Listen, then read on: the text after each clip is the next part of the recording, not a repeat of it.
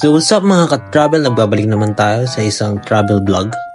So for today's video, pumunta tayo ngayon dito sa may Crab and Bite sa Nueva Ecija dahil birthday ko ngayon.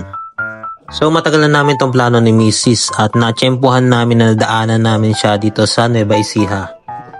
So by chance, lunch na din kaya dito na kami nag-decide kumain.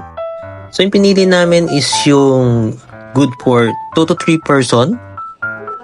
If I'm not mistaken, nasa 900 plus siya.